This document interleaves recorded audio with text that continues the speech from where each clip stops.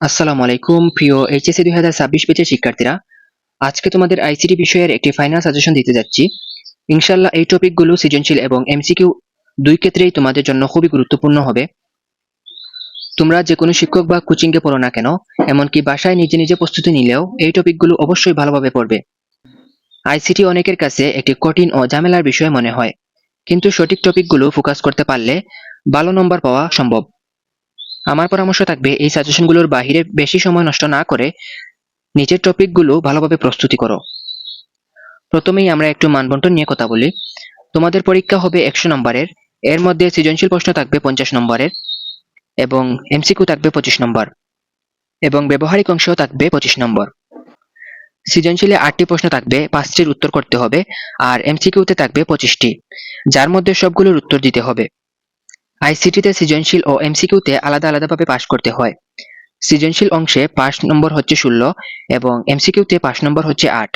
অর্থাৎ যে কোনো একটি অংশে ফেল করলে পুরো বিষয়ই ফেল বলে গণ্য হবে। অনেক শিক্ষার্থী আমাকে জিজ্ঞাসা করে, ভাইয়া 6 বা 7 পেলে কি আমি পাস করব? আমি বলবো এসব চিন্তা না করে এ প্লাস পাওয়ার লক্ষ্য নিয়ে পড়ো। এ প্লাসের জন্য প্রস্তুতি নিলে পাস তো এমনিতেই করতে পারবে। এবার চলুন অধ্যায়ভিত্তিক সাজেশন দেখে নেওয়া যাক। তোমাদের প্রথম অধ্যায় হচ্ছে তথ্য ও যোগাযোগ প্রযুক্তি। এই অধ্যায় থেকে সাধারণত অধিকাংশ বোর্ড একটি সৃজনশীল প্রশ্ন করে। এর মধ্যে গুরুত্বপূর্ণ টপিকগুলো হলো কৃত্রিম বুদ্ধিমত্তা অর্থাৎ আর্টিফিশিয়াল ইন্টেলিজেন্স, রোবোটিক্স, কাইরোসার্জারি, মহাকাশ অভিযান, biometrics, bio informatics, genetic engineering, nano technology, virtual reality, cyber আইন। এই টপিকগুলো সৃজনশীল ও এমসিকিউ দুই ক্ষেত্রেই খুবই গুরুত্বপূর্ণ। এই অধ্যায় থেকে সাধারণত একটি সৃজনশীল এবং 3 থেকে 4টি এমসিকিউ আসতে পারে। এরপরে আসি তোমাদের দ্বিতীয় অধ্যায়ে। দ্বিতীয় অধ্যায় হচ্ছে কমিউনিকেশন সিস্টেম এবং নেটওয়ার্কিং। এই অধ্যায় থেকে সাধারণত একটি সৃজনশীল আসে।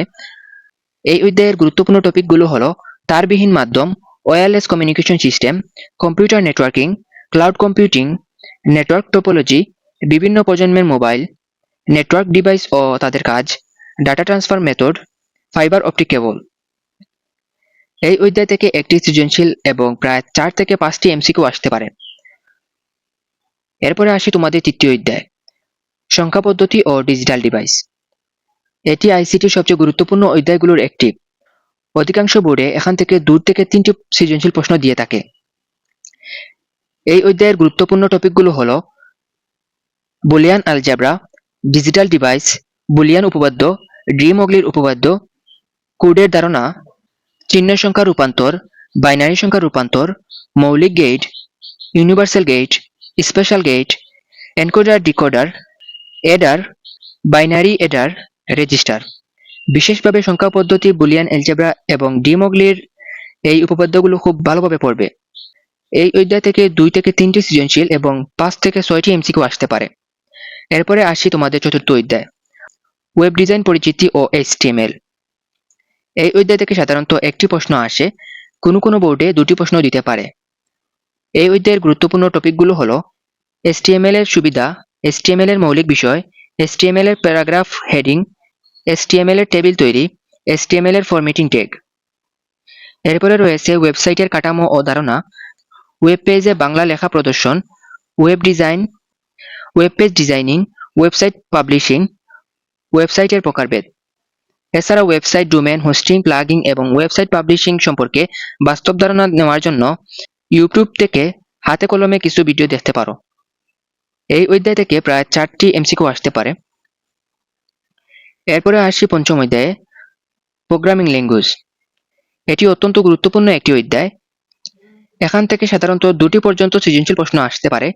এখানের গুরুত্বপূর্ণ টপিকগুলো হলো ধ্রুবক, চলক, রাশিমালা, keyword, input statement, output statement, array, function. এরপরে রয়েছে সংখ্যার গড় নির্ণয়, অনুধাবক প্রোগ্রাম, প্রোগ্রাম তৈরির ধারণাসমূহ, অ্যালগরিদম, ফ্লো চার্ট, উচ্চস্তরের ভাষা, প্রোগ্রামের ভাষা, মেশিনের ভাষা, মধ্যস্তরের ভাষা।